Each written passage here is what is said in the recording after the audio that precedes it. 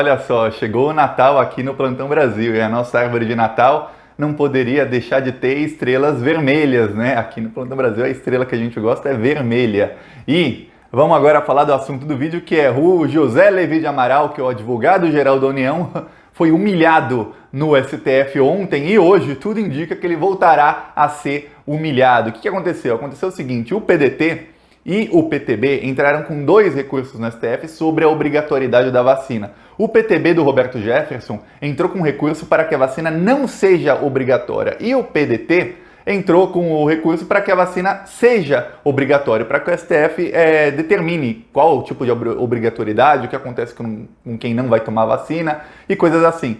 No Brasil, a vacina já é obrigatória. A vacina é obrigatória. Os planos de vacinação no Brasil são todos obrigatórios. Quando tem vacinação para criança, é obrigatória. E quem não toma vacina sofre algum tipo de sanção. Não pode entrar em escola pública, não pode usar algum tipo de serviço público. Isso já é assim no Brasil. Outra coisa é que alguns meses atrás o Bolsonaro assinou uma lei, e aí foi o Bolsonaro que assinou, e aí você vê o tamanho, o intelecto desse asno que é o nosso presidente, que assina sem ler coisas importantes. Ele assinou uma lei que torna a vacinação até compulsória. Compulsória é diferente de obrigatória. Obrigatória, assim, é como o voto é obrigatório no Brasil. O voto não é compulsório. Se você não votar, tudo bem, mas aí você não pode tirar passaporte, você não pode assumir cargo em concurso público, você não pode fazer uma série de coisas. Mas compulsório seria a polícia ir na sua casa e te obrigar a votar. Essa é a diferença, para que fique claro. Outra, quem é o advogado-geral da União? O advogado-geral da União que foi humilhado, ele é o advogado da União, ou seja, do governo Bolsonaro em ações que tramitam em qualquer instância, mas geralmente no STF. Eu vou falar disso, mas antes, um segundinho antes de eu falar qual foi a humilhação e qual é a decisão que o STF está se inclinando a tomar sobre a vacina.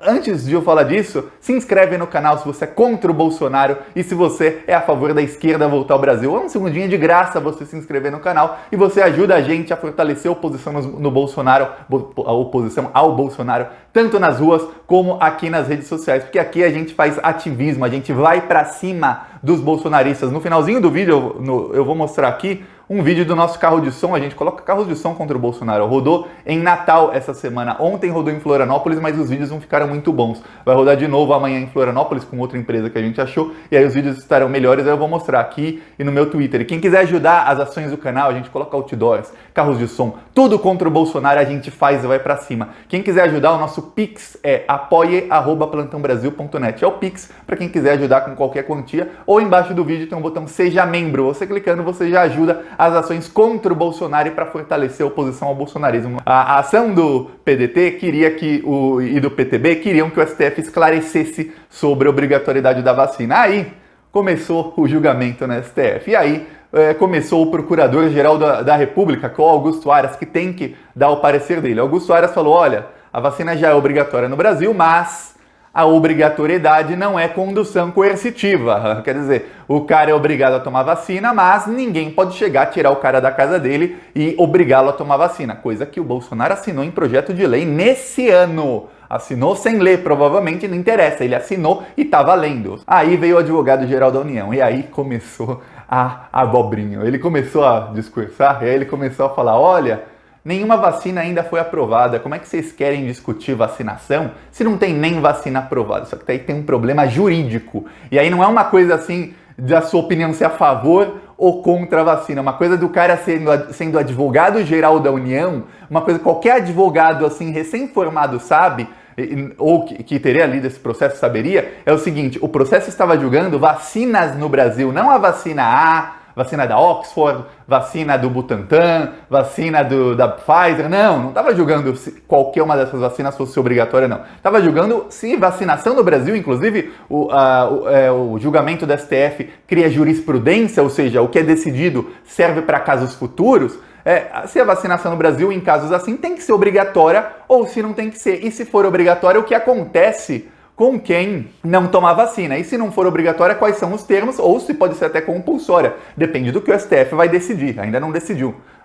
Começou a decidir. E aí ele começa a falar, não, mas não tem como decidir isso agora, vamos deixar para depois. São erros jurídicos assim que os ministros do STF estavam assim, tipo, boquiabertos. Eles não acreditavam no que estava acontecendo ali. Assim, pô, meu, colocaram um cara que está no primeiro semestre de Direito para ser advogado-geral da União, esse cara não entende nada do que ele está falando, ele não leu o processo, aí começou o voto do Lewandowski. O Lewandowski é o ministro do STF, que é o relator do tema. E ele dá a opinião dele o primeiro voto. E o Lewandowski deu o primeiro voto. Aí o Lewandowski começa a falar, ele começa a dar uma alfinetada atrás da outra no advogado-geral da União, escolhido pelo Bolsonaro e representando o governo Bolsonaro, ou seja, uma humilhação não só para esse advogado, é uma humilhação pro governo Bolsonaro. E ele começa a falar, olha, aqui a gente está julgando sobre as vacinas, sobre todas as vacinas. Inclusive, quando você faz um julgamento desse, quando você faz uma defesa contra ou a favor da obrigatoriedade, você tem que